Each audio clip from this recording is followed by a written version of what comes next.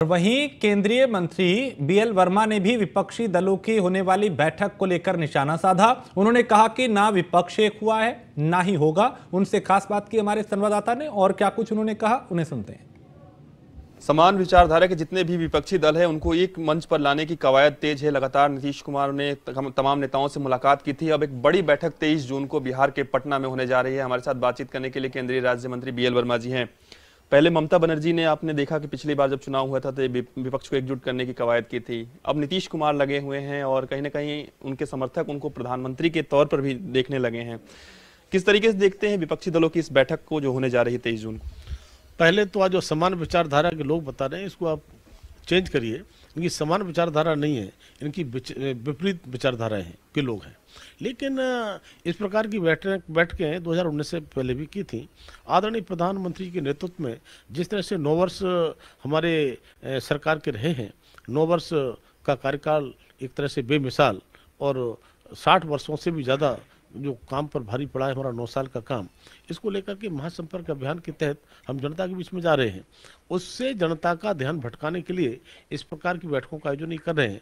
लेकिन इनकी बैठकें कभी भी कामयाब होने वाली नहीं है। और विपक्ष की एकता का जहाँ तक सवाल है, ना विपक्ष एक हुआ है ना एक होगा। और मैं कह सकता हूँ विपक्ष एक भी हो जाए फिर भी भारतीय जनता पार्टी पर फर्क पड़ने वाला नहीं है। जिस तरह से 2019 के चुनाव में उत्तर प्रदेश में माननीय अमित शाह जी ने कहा था हमें 51% वोट बूथ पर लेना है, कितना ही कोई एक हो जाए कोई फर्क नहीं पड़ता, तो हम कह सकते हैं कि 51.2% हमने वोट लिया था 2019 में उत्तर प्रदेश में। 80 में से 64 सीटें हमने जीती थी। तो आने वाले समय में विपक्ष का रोल अपना विपक्ष का करते रहें, लेकिन आदरणीय प्रधानमंत्री मोदी के नेतृत्व में जिस तरह से हमारी सरकार चल रही है, जिस तरह से काम हो रहे हैं और गरीबों के कल्याण का काम हुआ है, सेवा सुशासन गरीब कल्याण, कह सकते हैं कि 2019 से भी ज़्यादा प्रचंड बहुमत से सरकार बनाने वाले हैं, क्योंकि देश की 142 करोड़ जनता का आशीर्वाद माननीय प्रधानमंत्री मोदी के साथ है। नीतीश कुमार बीजेपी के खिलाफ माहौल बना रहे हैं, विपक्षी दलों के साथ बैठकें कर रहे हैं, मुलाकात कर रहे हैं। वहीं दिल्ली के मुख्यमंत्री अरविंद केजरीवाल भी कहीं ना कहीं केंद्र सरकार के एक फैसले को लेकर तमाम नेताओं से मुलाकात कर रहे हैं। कल उनकी मुलाकात अखिलेश यादव से हुई है और कहीं ना कहीं इस दौरान वो काफ़ी भावुक भी अरविंद केजरीवाल हो गए। मनीष सिसोदिया को लेकर उन्होंने जिक्र किया। देखिए नीतीश कुमार जी के नेतृत्व में क्या हो रहा है क्या नहीं। नीतीश कुमार जी के लिए लोगों ने नाम उनका दिया है, मानो क्या, पलटू राम,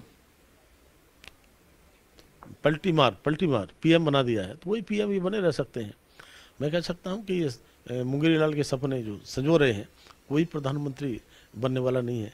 प्रधानमंत्री तो माननीय मोदी जी हैं, मोदी जी रहेंगे। अरविंद केजरीवाल और अखिलेश यादव की अगर हम बात करें, इस मुलाकात को किस तरीके से आप देखते? अखिलेश यादव और हमारे केजरीवाल की मुलाकात को देखने वाले लोग जिस नज़र से देखें, लेकिन 2022 के चुनाव में जनता ने दोनों को आना दिखा दिया है।